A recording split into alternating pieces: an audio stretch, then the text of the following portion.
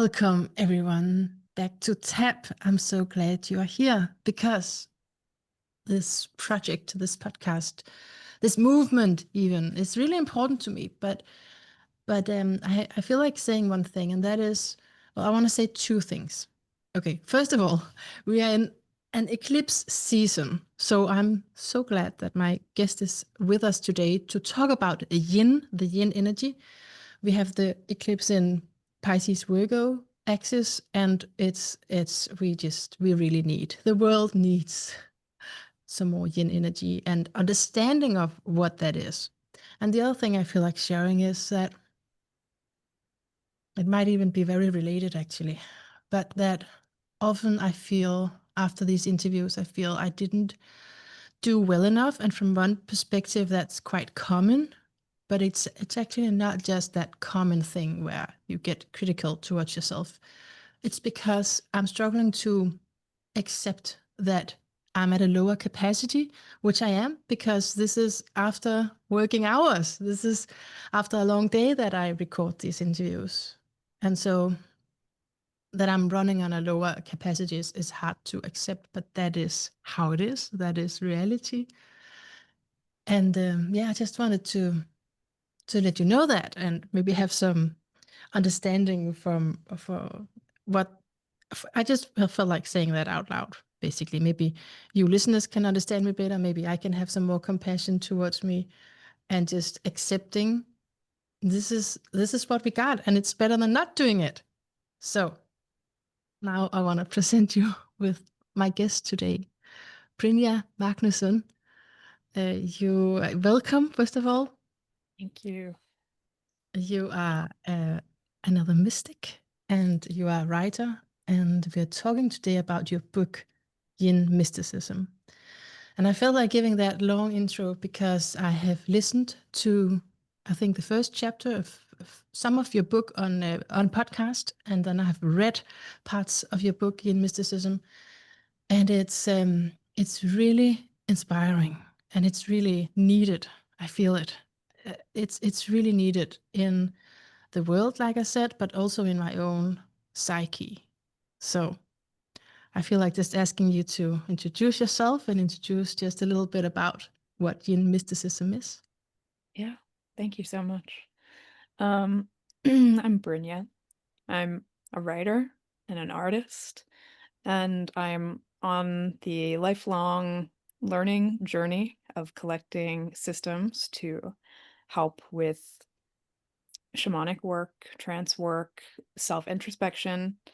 And because that is a lifelong journey that never really ends, um, I pick up as many systems as possible, very much like the Gemini Sagittarius axis, to start with picking up as many symbolic systems as possible, ways to read the subconscious mind, trance state, and symbolic states, so that you can kind of open up to a greater spiritual practice. And so for the past 5 or so years, I've taken my notes from the past 10 years of study, and I've started to illustrate my notes and then publish them so that anyone else who's trying to learn the same thing can have, these niche areas that I've kind of waded through.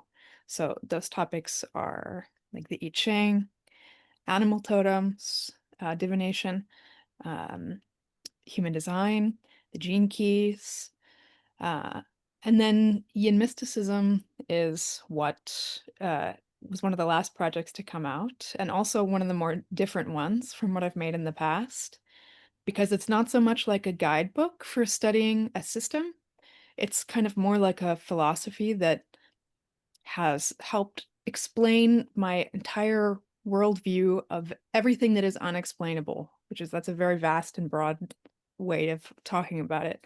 And it is hard to talk about because yin, this like essence of the feminine principle, is very paradoxical.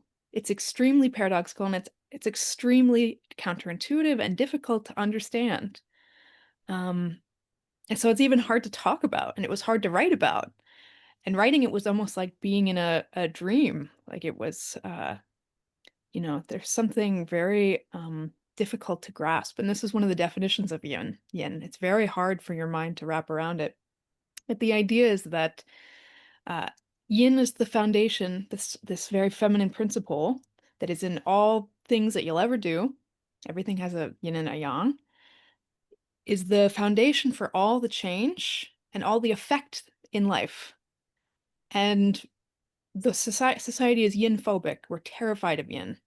And there's a lot of issues around yin. And there's a lot of misunderstanding around yin. And because of that, we have a harder time moving through cycles and understanding what's going on around us. And we have a lot less agency in the cycles of our lives. Um, and if you can make a practice of becoming very attuned to what yin looks like and feels like in your life and understanding it, you have a lot more like sageness and mystical capacity to work with the cycles of your life. And so you kind of put your hands into the underneath of what's going on and you can work better with it. And it's very Taoist. And Lao Tzu had said, if you want to understand how the world works and be a sage, you have to understand yin. You have to understand the feminine. Um, and it's so counterintuitive. So I wrote this book partly for me because I was going to go crazy if I didn't write the book, and then put it out in the world and have no idea if it would be useful because it's not as catchy as the I Ching and animal totems and human design and astrology. So it makes me really happy to have a chance to talk about it a little bit more here. Uh, It's such an honor. It is so inspiring. And I mean, isn't it a sign of something really deep when you can't just say this is what it is? It's bigger than that, than just it escapes just one definition. yeah. Uh, but I do associate it with something more calm and more gentle than what we see in the world. So can you relate to what I talk about with, accepting something like you can't do it all or stuff Oh like yeah. Yeah. And I think it's part of this yin phobia that you see in everything is that we assume that when we're lower capacity, lower output, we're not producing things well, and we go through periods of exhaustion, that this is bad or symptomatic and should be fought against. When if you want to have good output and if you want to have like huge productivity and like a giant harvest through all of your creative cycles, you can't do that very well if you don't have periods of fully accepting exhaustion that? and not doing anything. And it's winter, it's built into the earth and it's built into almost every species of animal on the planet is that you have to go through periods of not doing anything in order to have periods where you can do a lot of things. And so, in my opinion, having a really profound creative output means you will have to also have a regular profound periods of like complete non-output, Mm. um, Yeah, and keeping it slow. Yeah, keeping it slow. Yeah, as an Aquarius, that's also a challenge, right? yeah. Are Right? you an Aquarius? No, are you not? I am. Yeah, Yeah. yeah, I was referring to you.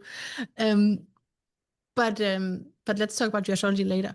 I feel like I have questions for you I've written down, but I just feel like saying one thing that I used today from your writing. Isn't it great? I work in a drug rehab. You even mentioned that in the book. But so I work in a rehab, and we have had a group therapy. My eye's gonna cry now. I just have to, I just have to wipe it. Um, but so I was waiting for some people to arrive in this group therapy. And I was angry with them. I was upset because they don't prioritize their therapy. And I told them last time, and I was just like feeling all of this anger building up. And then I remembered that what I read in my lunch break, and that is your book, right? What I was reading, where you have this example of saying, so what would you do with when it's a child, right?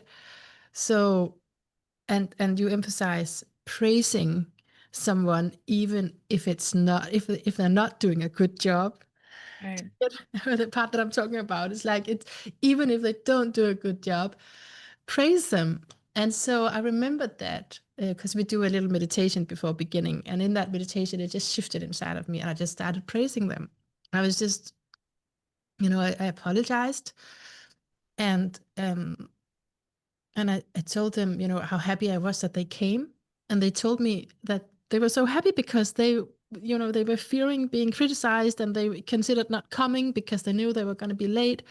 And it just turned into this really beautiful thing where, uh, of course, they have to be there on time. I know that that's not changing anything, but it changed everything, the way that I related to it. Do you see what I mean? Yeah, I'm so glad you brought that up because this is such a small sentence. It's just one paragraph in a big book, and it's one of my favorite points that I've taken away from the entire book. I'm really glad you found that. I thought you might. Yes. Um, Yeah. because when you talk about we have kind of these two forms of consciousness. We have yang consciousness, which is our waking mind, and it's like a pinprick. It sees like the straight line. And then we have our subconscious, which kind of takes in everything. And so we have this dual consciousness that works together. And the subconsciousness actually um, lays the foundation for most of what's going to happen in your life. And then the conscious mind kind of helps to facilitate it and move it forward. Um, and I love talking to people about how I ask them, you know, so if we have a conscious mind, how it grows and gets stronger. How do we make our conscious mind stronger? We make it stronger through pushing it to grow, to say, overcome this hurdle, get through it. You can go through a difficult period and make a breakthrough, and through that effort, railing against things that are hard and being pushed, Things. you get stronger in your conscious mind, but that's not at all how the conscious mind grows. And if you try and push and critique the subconscious mind uh, through pushing it that way, it will actually shrink. It won't feel as good. It won't grow. And so the way that you grow the subconscious mind is through praising it. And it's so counterintuitive, and yet it's so powerful. And if you think about how um, if you have a child who's starting to learn something and trying to build their identity and their skills, they're actually going to go farther if you give them a lot of praise, because they're in a phase of life where praise is especially important as they develop their subconscious mind. But most people are raised on critique because that's Yeah. how we imagine is the only way we grow. And so I love the conversation that you might have with someone who would say, um, but what if someone's doing a really bad job and they deserve to be critiqued? Should you still praise them? And I think, yeah, I think you should give them 2 scoops of praise and maybe 1 scoop or half a scoop of critique, if it's really necessary. But it's important, if you give praise, that it's encouraging to keep developing instead of perfecting it before it's developed. Yeah. Beautiful. Yeah, because it's a deeper understanding of praise, because praise doesn't mean, oh, now I just relax and I don't have to do anything. It's different, right? Because that's from a very logic standpoint. Would maybe see it like then you can just slack and you don't have to come on time. I'm gonna get praised anyway. Right. But feel like you're talking to a much deeper level and a very human place in us that needs recognition. Right. And I think, especially if you're trying to create something, as many people are, they're trying to create a business or put themselves out there in some way. If your mind is rooted in critique, you will be so slowed down. If you want to move quickly into making something, a podcast, a business, an artwork, whatever, you will go so slow if you're living in critique in your head, and you will go so fast if you are praising yourself. And I've watched this happen in my own projects, the projects where my internal monologue is like, this is great, like you're doing such a good job, and I was really lucky that I was raised with a lot of praise. I had artist parents that were very praising. um and I go really fast. And then when I have a project where I'm really unsure and I think people aren't going to like it, it's like a snail's pace. I go so slow. Mm. So it's an interesting thing, even to in your own head, to realize that it's gonna be like pumping the brakes to be critiquing too much the self. And this is why hypnosis is such a great technique, is because so often in hypnotherapy, your hypnotherapist will praise you. And it's just like it's sprinkling in like fertilizer to your subconscious, that allows you to start moving quicker in your life. I love that. It's such a good point that it's in my head. It's in my own psyche. This is going on. Yeah, I wanted to speak to you about that. The mysterious will of the unconscious is a sentence of yours, and just a little quote here: hypnosis holds a special role in the modalities of Yin because it directly approaches the Yin subconscious from a wakeful Yang state. I just like that you approach the Yin from the Yang. Right. Yeah. And So so, you and have, you also have this example around facilitating that subconscious might be facilitating unemployment. It's just an example, but I kind of want to hear about that example because it's yeah. also in this axis of Pisces Virgo, by the way. So yeah, okay. Just I'm eager to hear you share about this. Yeah. Yeah. Um, so yeah, when you do any kind of hypnosis work, you get the chance to have a facilitator use their kind of more yang masculine mind to create the safe container to bring the conscious awareness down into the subconscious, let the subconscious come up and speak, and to go into a trance state. And this is the kind of the beauty of a trance state, is that it's a synthesis of yin and yang. And wherever you see union of yin and yang, where almost like it's in intercourse, like they're starting to dance together in ways that they usually don't, something gets created out of that. Often it's the actual it's like the state of things get born when yin and yang do unusual dances together. Mm. Um, so, men and women, they Yeah. can create through their yin and yang, but also wherever you see this. So when you have the conscious mind and the subconscious mind start to do um, an unusual dance together, you bring the subconscious up, you bring the conscious mind together, and they start to interact, and you guide your conscious mind through the waters of the subconscious. You find trance states where answers emerge, or explanations, or simply just the needs and the undercurrents or the intentions of the subconscious become clearer. And then the real goal sometimes is just that the conscious mind stops attacking the subconscious. The masculine mind stops attacking the needs of the feminine mind and saying, hey, I don't like these needs, and instead gets the chance to go down and meet it and speak with it, interpret it, and then instead of becoming its enemy, becomes its protector, and helps. And when you come back up out of hypnosis, not only is your subconscious mind given bolstering, to feel more nourished and seen and loved and fertilized, but then also the conscious mind becomes less aggressive and more of the um, like the husband, like the protector of the subconscious mind. They're not to go against its needs, but do what it can action wise to provide what it wants. So, in the example of, let's say you're having unemployment, you've been out of work, or work is not coming in, and the conscious mind is feeling like this is really bad. I have to fix this, and I'm really mad at myself for having some issue that's not allowing work to come in. I'm not able to get the job, or I'm not able to bring in clients, or something is just holding you back.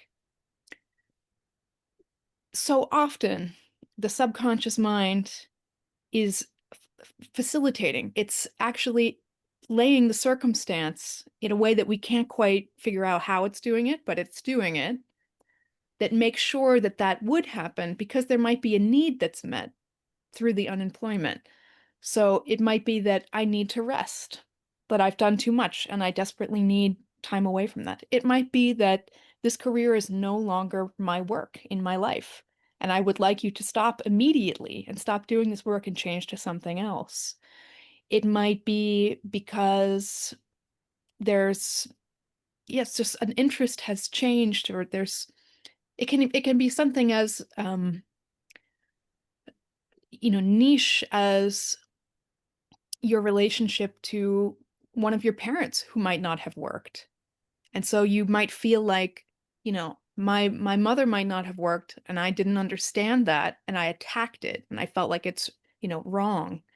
And then you can go down to the subconscious, and the subconscious might be saying, this is your feminine archetype might need some rehabbing of how you understand that you can relate to it and value it. There's value in mothering. There's value in not working. Maybe you need to go through a period of unemployment where you're mothering for yourself. So there's all these possibilities.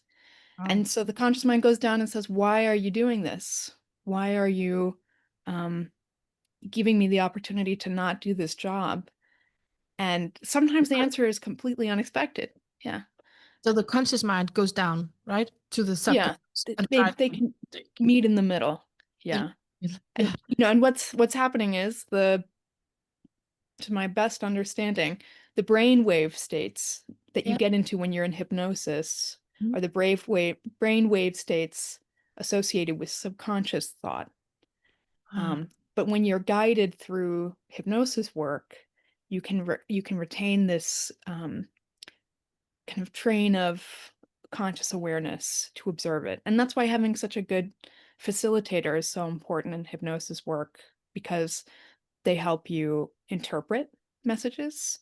They help you be okay with how the subconscious likes to communicate, which is very non-linear.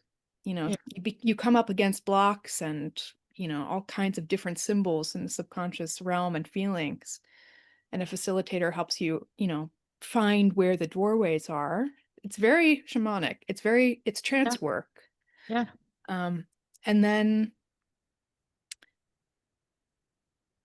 and also to feel safe enough to open that way, because you might meet, 10 hypnosis facilitators, and only a small handful of them, only a few, have the right match to help your subconscious feel safe enough to open interesting. up.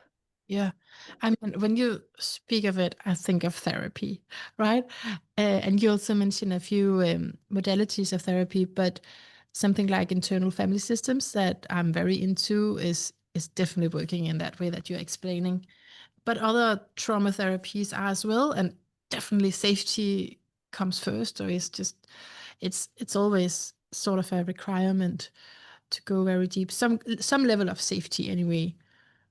um, and and it's always, I mean, we're always trying to communicate with the unconscious because that's kind of the root to whatever we're dealing with, right? Otherwise Yeah. we would just consciously change it, but it's not that simple. So do you say that, but it's really interesting to look at it this way. I'm not trying to talk about something else, I'm just kind of relating pieces in my mind, but I'm really curious to just speak about it in yin and yang terms as well. Would you say that the subconscious is per definition always yin in nature? I think the true answer there is that yin and yang is always subjective. Yeah. So, in comparison to the conscious mind, the waking mind, it is. It is always yin. Right. But you might find there are other consciousness states that are even more yin than the subconscious, or there Oh, are moments in your life where your subconscious comes up. It's like a tide that rises. And this is like, moments of intense and upheaval in life where suddenly all of the suppressed stuff within you comes up to the surface and it's a big mess. And what's so interesting, I think, is that you can change the perspective of the subconscious away from something that's wreaking havoc yeah. and view it as something that is the true guide of your life. And if it's the true guide, then it's always a good thing when you get in contact with it, even if it's creating a big mess. Because also, if the subconscious is dark and confusing, it won't always be easy to navigate through it, even if it has a level of wisdom that we want to usually follow. Sometimes following the wisdom of the subconscious is like it's an entire giant mess, and it doesn't look clean or pretty, uh, Mm. and it's still okay, you know. And I think the value of learning yin when you doing modalities like this is that if yin and yang are always moving in cycles, like seasons, there are certain actions and ways to handle going into very yin seasons, because yin seasons aren't easy. They're often difficult. But if you understand what difficulty might come up, you can prepare for it and hold it really well so that you get all the benefits and that the uncomfortable parts can be a little bit more handled well. So in terms of therapy, you know, you might have moments where of your life where all the subconscious comes up and it's like dredging up the bottom of the ocean in your life, and stuff that you thought was buried a long time ago starts to come up. Um, Having some idea of the types of resources that you can call upon to stabilize that kind of experience makes it not so horrible and scary. Uh, and I think leads into the whole thing of when you learn about the function of yin, you stop thinking it's so horrible to go through yin phases. Because, yeah, they can be turbulent and scary sometimes. That's interesting because it's about recovering, right? But then you say it can also be turbulent. About what was the first word? Well, recovery and Recovery. recovering from, but I have a list of words actually. Maybe I can use those from your book. So yin qualities: darker, dense, full, colder, heavier, quiet, wet, cyclical, passive, stilling, chaotic, okay, paradoxical, yoking, marrying, separating, softer, receiving, yielding, hidden, earth, indirect, weaker, absorbing, diffuse, broad attention, calming, steadying, concave, structure, synarchy, inside, background, north, west, autumn, winter, left side, right brain hemisphere. Yeah. So for some of those, it sounds really relaxing and nice. And for others, can bring up feelings of unpleasantness. Yeah. Like many people don't like winter or fall because it comes with feelings of grief. Many people don't like separation because it comes with feelings of grief. Chaos can be confusing and scary. Hidden brings up feelings of uncertainty. So some qualities of yin are really like, ooh, let's stay away from those as much as possible. And unexpected things like quiet and stillness seems really nice, but when things get quiet and still, stuff will come up. You'll hear things that can otherwise be distracted. And so a lot of people dislike having to deal with quietness, the quietness of winter, the quietness of right before you fall asleep at night, the Mm. quietness of just listening to the feelings in your body can be deeply unpleasant just because yin allows for the space of sensation. And that can initially, as you come into it, can feel unpleasant if you're not prepared to hold it. For sure. Just Yeah, like beginning to meditate. And correct. this, I just love hearing you speak, Brynja.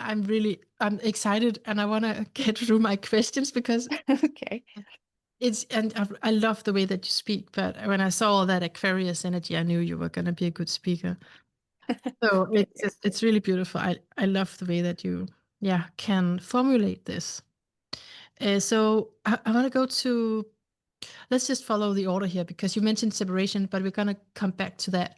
But the lack of yin cultivation in the brain in the modern world.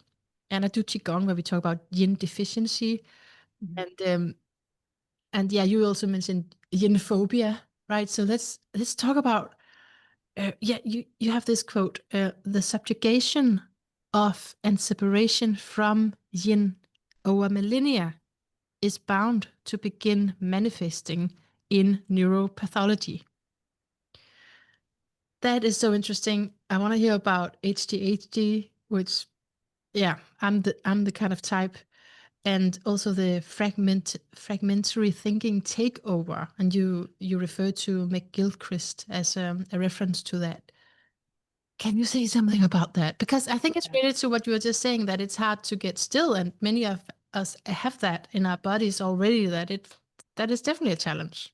Right, right. Yes. So this is going into the realm of the brain Yeah. and like conditions that can come up. And so when you get familiar with what yin and yang looks like, you start looking at like very common issues in the world right now, and you see a lot of yang. You see things that's like constant action, um, and s- you know, types of disconnection in the brain that seem to mimic ways that you see yang show up. And so a couple of examples of conditions that are either a lot of yang excess, but actually the correct term is yin deficiency, through traditional Chinese medicine.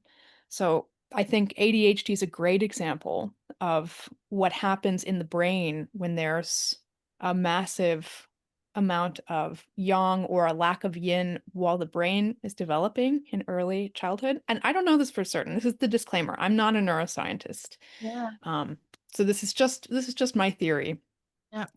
But also, if we look at sleep disorders, sleep is where our yang consciousness can be replenished. It's very important. It's the basis of our health. There is no health action you can do that will create more longevity in your life than sleep. Mm. And so, but when you can't sleep, it's like the yang in your life is not able to let go. Yeah. Anxiety disorders. It's like the nervous system is always feeling on and in panic. Panic reactions and life-saving survival mode is very yang. And then interestingly, body dysmorphia conditions are extremely yang. And partly that's because we have a yin and a yang hemisphere, and they work on the same stuff in the brain, but they do it totally differently. And the yang side of the brain, which is the left hemisphere, cannot see the whole body.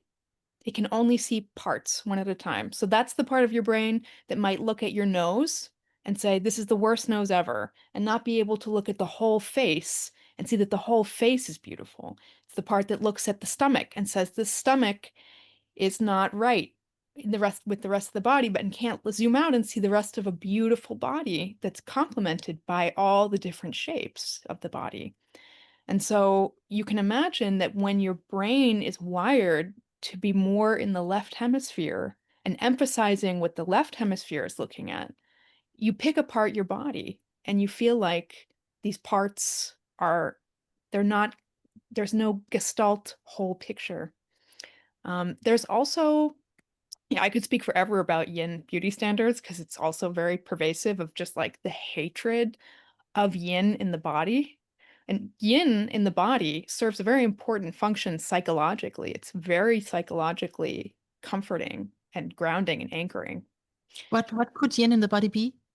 Yin in the body looks like any body feature that is not yang. So curliness, roundness, body fat, Mm. darkness, dark areas. Um, yeah, and even just with that short list, you see things in the modern beauty standard that everyone's trying to get rid of. Everyone's trying to get rid of their body fat. They're straightening their hair. They want, light skin. There's this like, terrible global emphasis on everything being lighter, white teeth, the white beauty standard. And it leaves out what is the meaning and function of all of this round, soft, curly, dark nourishment that we get. And I think I don't know if there's any studies out there that talk about what psychologically it does when you aren't surrounded by yin body features. Hmm. But in It's my opinion, it's yin body features are the antidote of grief and despair in the world. They're comforting. They make us feel safe. They make us feel whole. I could a go on about that forever. simple question, and then I'll get you back to your train of thought there. But just a simple question to something that's more profound than this question. But just in practical terms, when I'm looking at my stomach and I feel it's just too big, it's just not. This is not going great. My life is not going great. My stomach is too big. My belly is too big, right? So you're saying that is my left hemisphere of the brain who has too much power in society and inside of me. Yeah, likely. It's something can happen when you really start to emphasize on one part as not being good for the whole.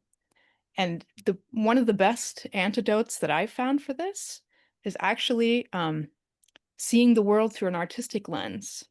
Mhm. Because when you look through an artistic lens, when you look through art, you no longer look at one little piece and say that's horrible. You look at a whole shape. And that's why when you look at women in art, you see a deep appreciation of the curves and body parts. Like even if you take a picture of yourself and you trace over it, your brain will start to see the beautiful whole shape instead of the one piece that's not good. Yeah. I think art and drawing women or drawing the features that you think are not wanted gives you it pops you out of that left hemisphere brain into the part of the brain that's looking at the whole shape. And that's Yeah, art. Art's just beautiful shapes. I'm gonna And try that. humans make beautiful shapes, especially when they're yin. Yeah, I know. Even just when you said it like art, look at it as art. It's like when something is really abstract and you don't know what it looks like, it can still be really beautiful. So maybe Mhm. that's the same. Yeah. And when you see these like odalisque paintings of women and they've got, beautiful big curves. This is what artists want to see because artists didn't lose that perspective of curves as beauty. Mm. And you can kind of get back into that lens Yeah, because it gives you the whole view. great. Anyways, I'll get back onto the disorders. Yeah, do that. Yeah, with the um, ADHD and the fragmented thinking. right, right. So all of these disorders, in my opinion, it's disunion of yin and yang in some area of the body, the brain, or your awareness, the subconscious. Um, our yin and yang are not feeding each other anymore. They're not working with each other very well, and so there starts to be a problem, especially where we're seeing a lot of yang takeover in the system. Yeah, Um, you say left brain thinkers when they are into authority, that erodes integrated forms of thinking. right. Just to So repeat it, just to say it another way, say it different ways so we understand it. Yeah. yes. So you can think of integrated thinking. Um, this is like, I mean, I don't have that comes from a book by a guy who did a big meta-analysis of the left and right hemispheres. It's called The Master and His Emissary by Ian McGilchrist. But just off the top of my head, when you have the left hemisphere of the brain trying to take over as the dominant decision maker, whereas the right brain is actually more capable of having, having the reins, having the ropes.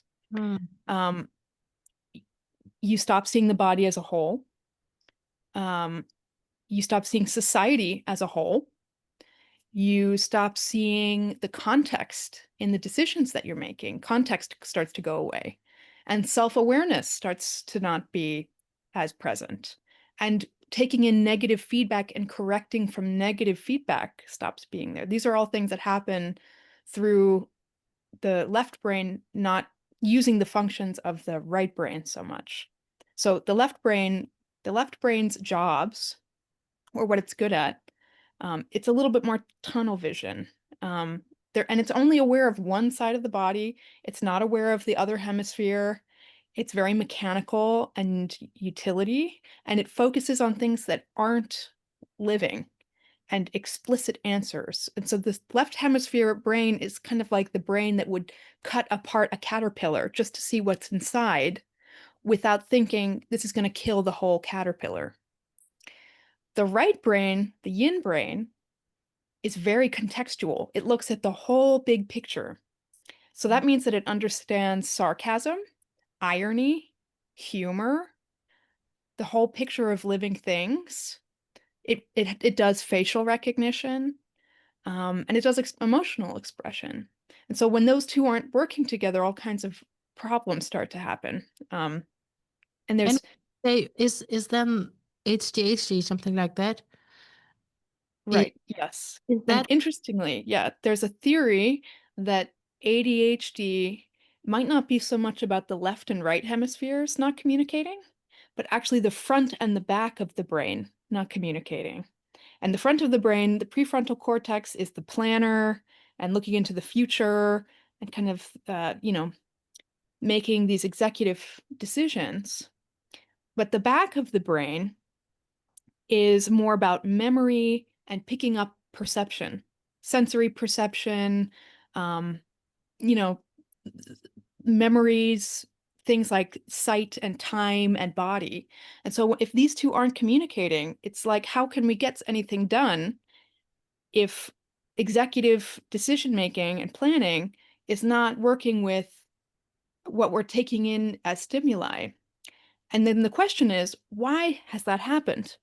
Why is there a reason in early childhood that you might have a brain that starts to be really lateralized into the left hemisphere and disconnecting the left and right or the back and the front? And there's a couple of theories as to why that might be. One theory is that people with trauma often exhibit early childhood trauma, exhibit signs of ADHD, that they can really mimic each other.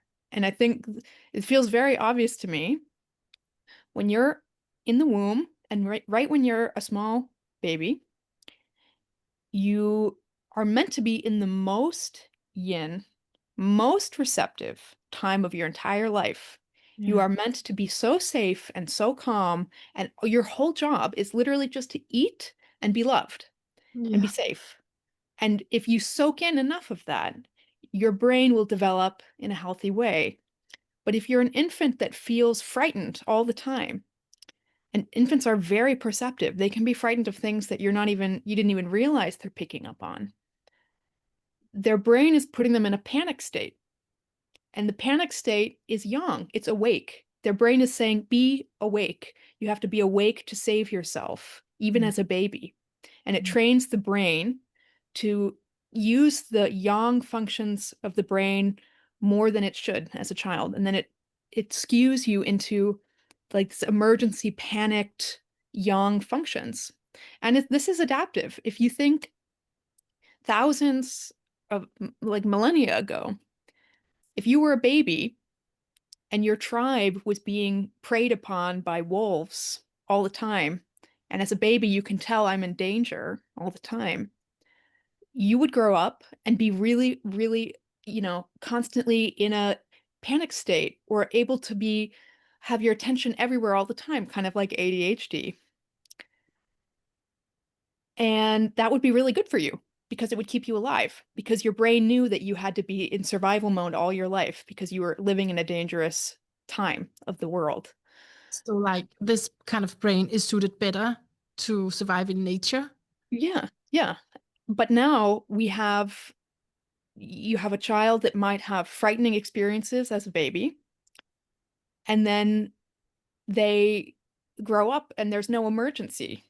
Actually was no real emergency that they needed. And Mm, so the adaptive value of their ADHD has no purpose, even though it's actually good for them. Their brain did it to keep them safe. yeah. And uh, and I don't think it also has to necessarily come from being frightened as a child. I think there are other things you can do that suppress yin functions. And I think one such thing are infants that don't sleep enough. Mm. And this, I don't know if there's tons of evidence to back this up, but if you're drinking a ton of caffeine while you're pregnant, you're going to suppress your baby's REM sleep while it's in utero. Your baby's supposed to be in REM sleep almost the whole time that you're pregnant, and that's developing their brain.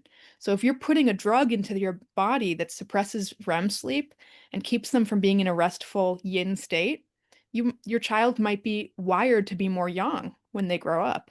And all of this can happen because we value yin less, Yeah. sort of culturally. Yeah. There's a total addiction to it because it feels better.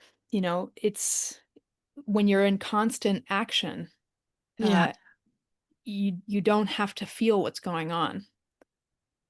And it's very uncomfortable when you start having a backlog of like constipation of stuff that needs to be felt, yeah, but you don't have to feel it as long as you keep going. And that's why all of these yang lifestyles and drugs and actions and mental patterns keep us safe from having to feel things. And then the interesting thing is that being in yin states that are quiet are not inherently painful or difficult. They're just calm. But as you come down into feeling, it will initially feel like there's just like loads of stuff to be felt. And that's kind of like the the misconception of coming into yin states are see, not always calm. They can often be just like absolute therapy the whole time, you know. see. Really good. It's so recognizable what you're talking about in my own nervous system. And again, this eclipse season has, well, it's always in astrology. Should we say it has affected this and that? Who knows? But there's an eclipse season, and there's also in my life a lot of sleeplessness. Yeah. But then that also um, correlates to issues going on with my work situation. So which one is it? I don't know, but definitely I need more yin. Anyway, I want to move on to separation because that was really something that struck me as well in your text. That the most profound transformations will leave you alone afterward. Whoa. I know. This is a wild quote. Yeah, that comes from Human Design, but it's always stuck with me. Um, and I think the idea behind that quote is that transformations are not things done in groups, at least as long as it's a personal transformation, not a societal transformation. You can't bring anyone with you when you go through a change. Um, and you might find yourself separated from things that you had previous to your transformation. And that doesn't have to be a bad thing, but separation is intimately linked with grief and chaos, Mm, immediate aftermath. And separation is something that often happens during very yin moments of life, which are the bookends of life, birth and death. But when things are coming to an end, that's the end, it's the birth death phase. And so separation often comes when you are leaving one thing and coming into another. But as a paradigm shifts, separation is often a paradigm shift. Um, you will likely go through the chaos and grief surrounding it almost always to varying degrees of intensity. Um, and if you understand the functions of chaos and grief, it can be like a key to moving through it with a lot of understanding and maybe even a little less pain. And it's very simple. The key to chaos is community and helpers. mhm, That's the big like the secret ingredient um, to moving through a chaos period. And the secret key to grief is the awareness that you are in a period where purpose is being gestated. You just can't you won't be able to see it until you are done gestating your grief. Mm. Um, grief just sometimes it's almost like I call it a reverse pregnancy. Like as soon as grief happens, you are like fully full term grief. And then slowly over time, it reverses and it starts to become smaller and smaller and smaller. And then once the grief is really tiny, but it's still there, then it will birth into a meaning that had been kind of cultivating in your life. That so often grief will provide some kind of change and work for you to do. You just probably it's almost inherent in grief that you are blinded from it. You are it's like the function of grief is to keep you from seeing what's happening Mm. whilst you're going through it, but that there is something cooking during that whole time.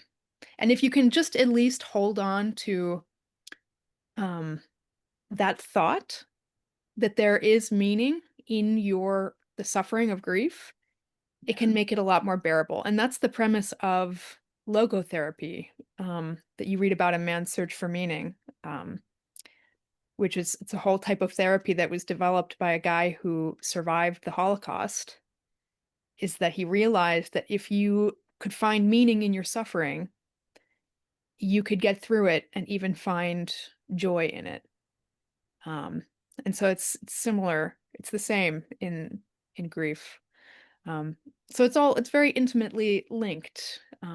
The occurrence of separation with these really heavy themes that always go with it. And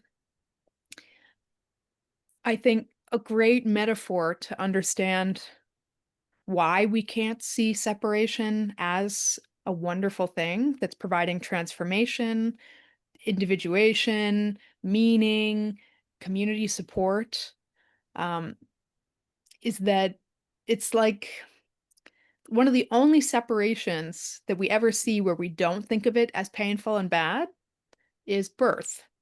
And the reason why we think of birth as a good thing and not the grief and the chaos, which are still there, they're still present during birth, is because we have the big picture for the baby.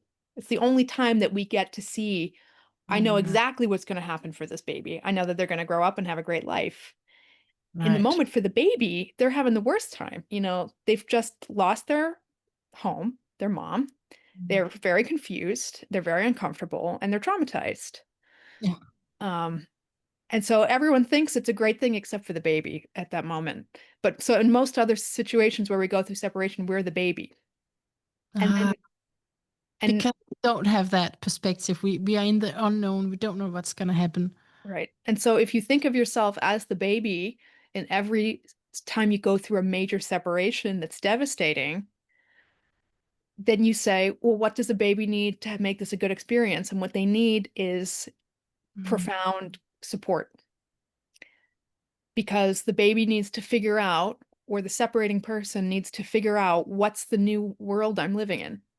And I don't understand my new world at all. This is often what happens when you go through separation is you get so disoriented because you are no longer living in the identity or the reality that you were in before. Nothing makes sense, and you have to order the chaos of your new world.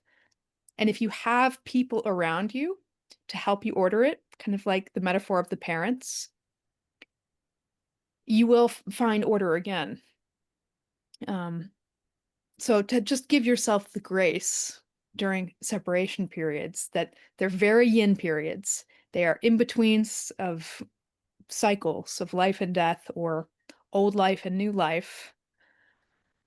And if you're in a very yin period, such as a separation and grief and chaos, there are certain treatments you can do to yourself to make it a very useful time of life.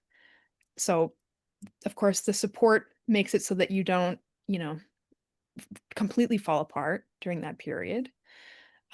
But also, it's a very potent time for planning the next phase of life. So it's a very, to use a very cliche word, it's one of the most intense manifestation times of your life is when you are going through a separation. I think there's almost no more fertile ground in your life to figure out what you want to come next, but it's super hard to do it because you're suffering so much. Um, and also one of the big pieces of advice, a very ancient 3,000 plus year old piece of advice for when you're going through chaos is to not take on too much. Because Uh-huh. it says that when you're going through separation and chaos, all of your energy needs to go towards figuring out your new paradigm, your new world. And if you try to start a new project in the middle of that chaos, all your energy will get siphoned into the new project when you really need it for yourself. So it says, yeah, don't make any big actions. Don't make any big moves during your reordering period. So interesting. I'm loving listening to you. Like it's so much wisdom. Here in the end, what you said. I mean, sometimes I struggle with that because I feel what is me and what does nourish me. That is the projects. That's doing the thing, going with the passion. What would you say about that? Just Yeah, curious. the thing that's nourishing and Yeah. supporting is following passion. Yes. Yeah, I don't think it's not to follow your passion, but just yeah, if you're having a moment where you're super depleted and it's like everything around you is saying like you just need to rest and take care of yourself, or if you're going through something very emotionally painful, in the immediate aftermath, to just, like don't like move countries or like don't start a new company or like Right. don't immediately jump into a new relationship. But it's like let the energy kind of go inward to what, needs to be done for you. And that can still be your passions. It can still be your interests. Right. Um, just not like giant ventures.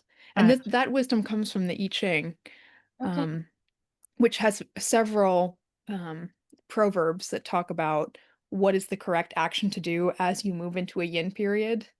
And Mm. very often it says like if you're going into a very yin period, don't don't get really external, but you Uh-huh. can get really internal. Mm. And this is how I think of summer versus winter. Both of them are action times. Summer is external action, winter is internal action. Yeah. So I do a lot of stuff in winter. It's just much more quiet internal stuff. It's a very exciting time. It's just a movement from where it's occurring. Yeah. Yeah, that is interesting. A lot of people saying that they get depressed in the dark. Then You maybe, get depressed in the dark.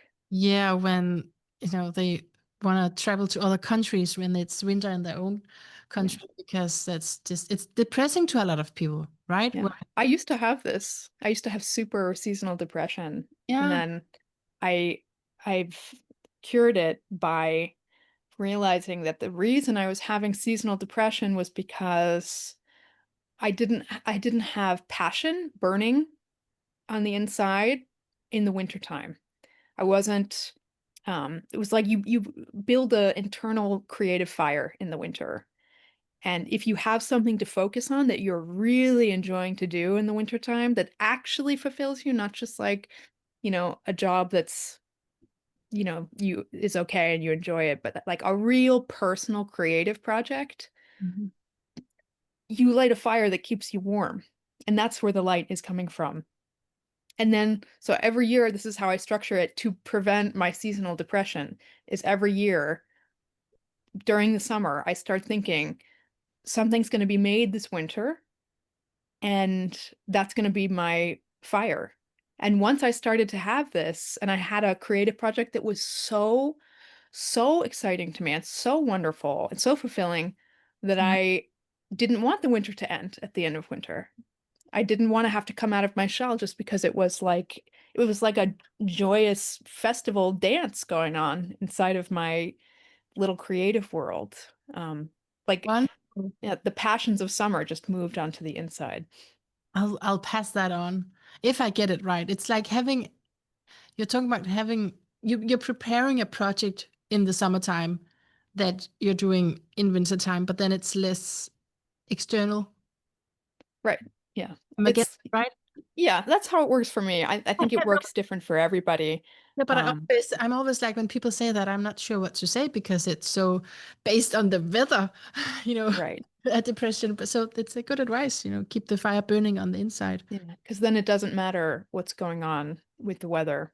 And I always think about this, like for people who get really affected by seasonal depression, is it that you are not having a career or personal hobby and joy that is giving you that it's like your true work?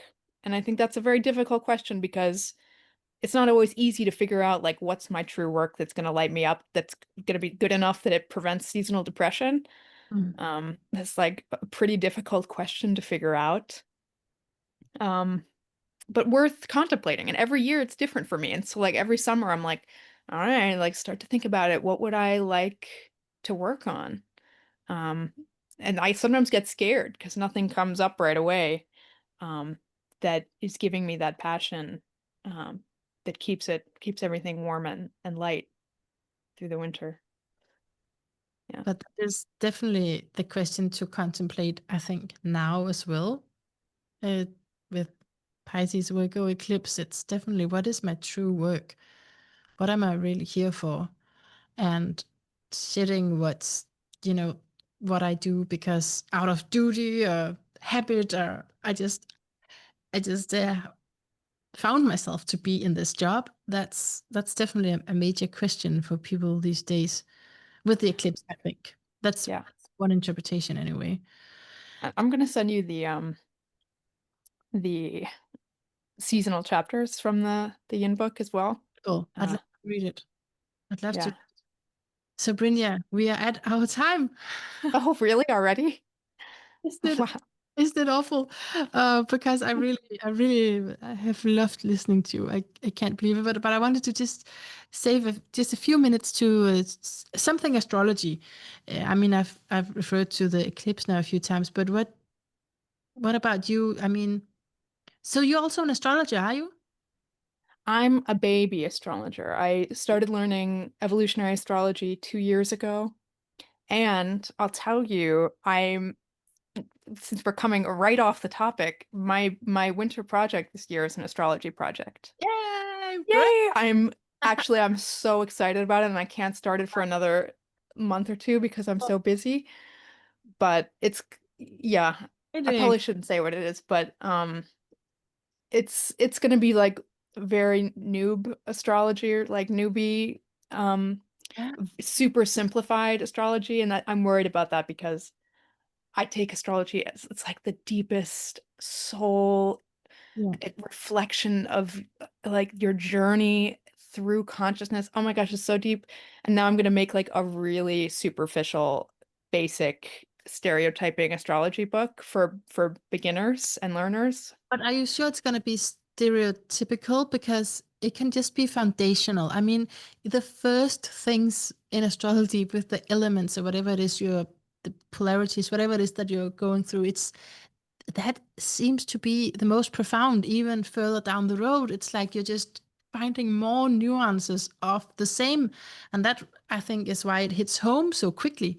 When in the beginning you're like drawn to astrology, that's because something aches inside of you and you feel this is the answer to something deep within.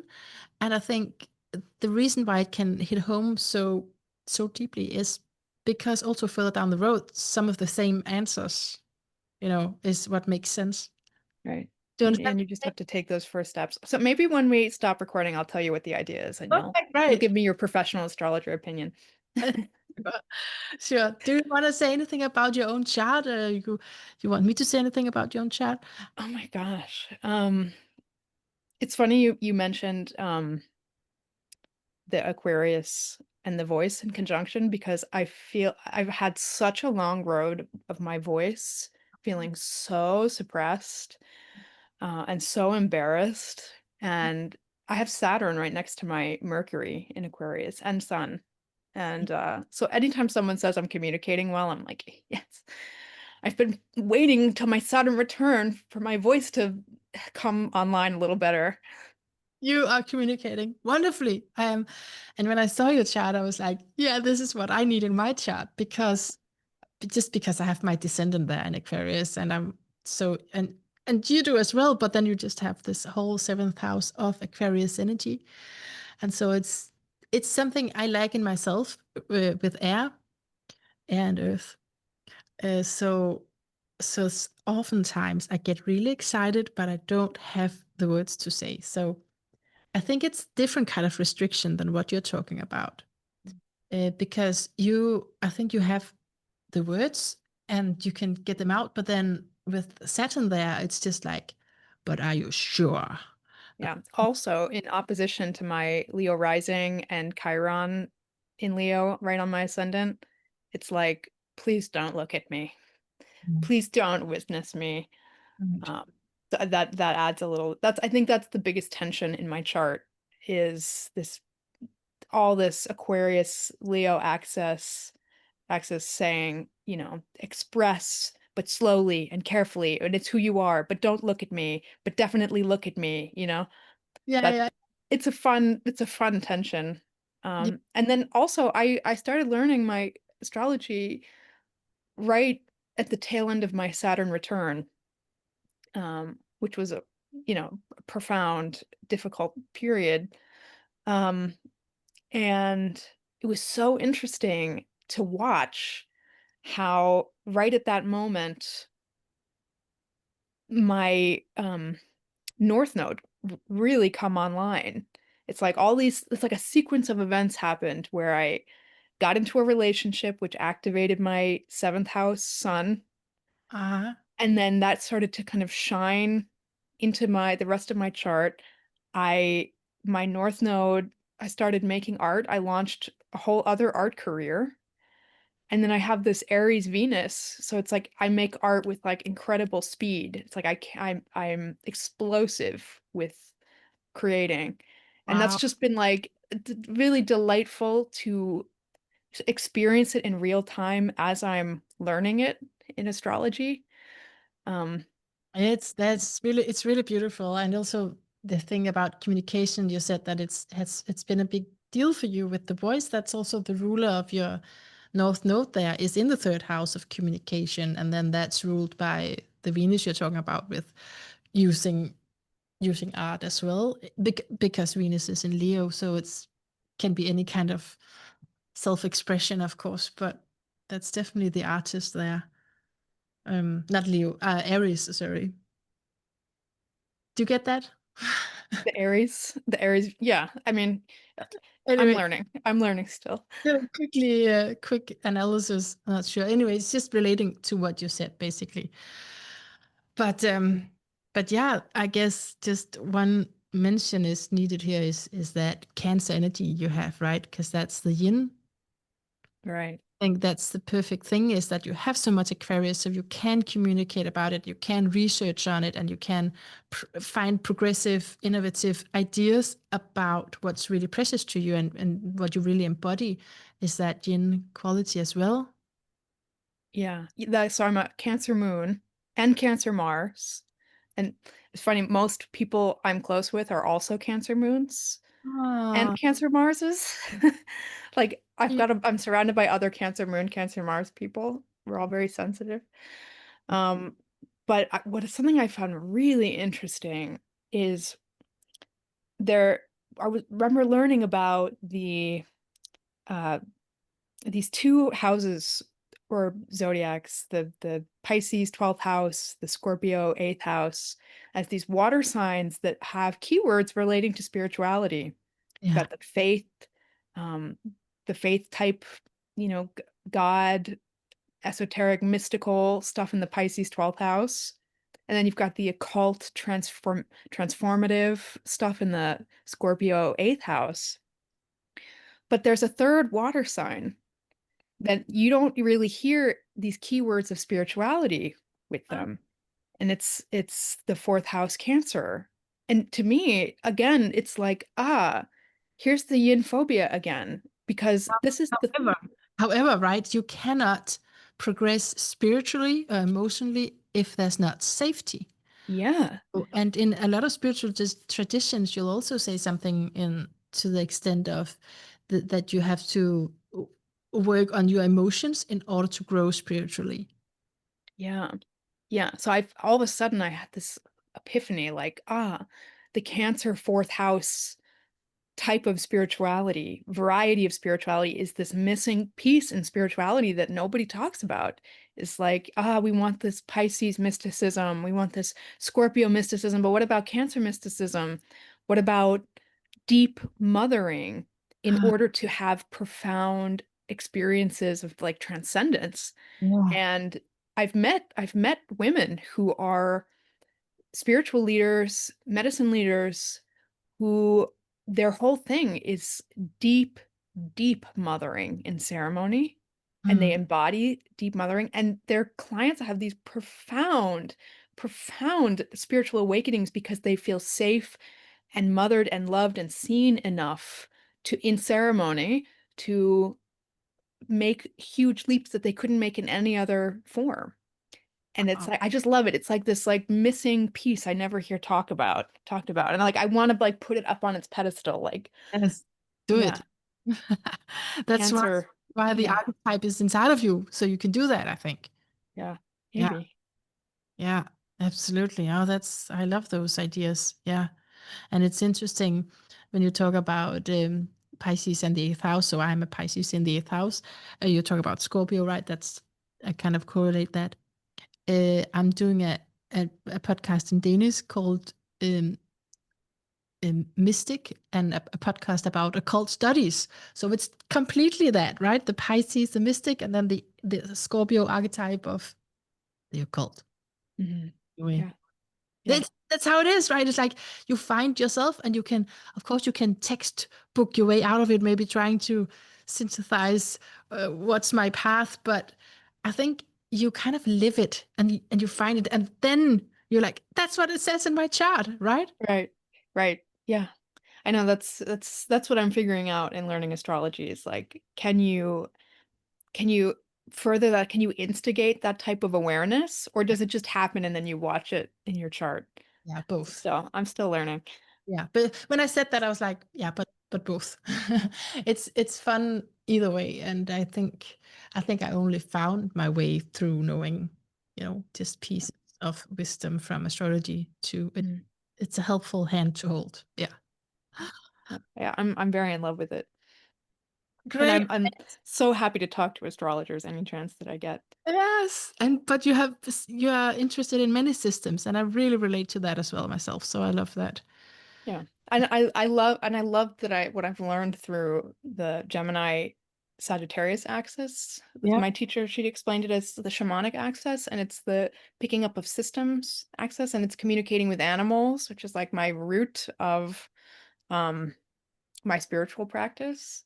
And to wonderful. think like, like if you want to have let the blast off into the highest spiritual knowledge and pursuit of Sagittarius, you collect systems, and then vice versa. If you want to have a an interconnection with all your systems, you work on these spiritual ideals and beliefs in the Sagittarius. And yeah, that's just kind of really opened up my eyes to why have I been collecting all these systems?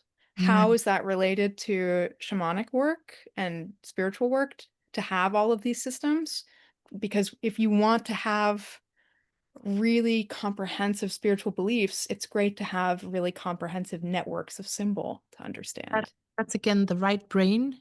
The right Yes. area of the brain. Yes. So it's the integrated. It's the whole. And that's Sagittarius is that for sure. Yeah, Yeah, exactly. yeah. All right, Brynja. Let's let's call it a night, even though I could continue with you. But Yeah, me too. thank you so much. I love hearing you speak. It's wonderful. It's wonderful. Yeah. Thank you so Thank you so much. much.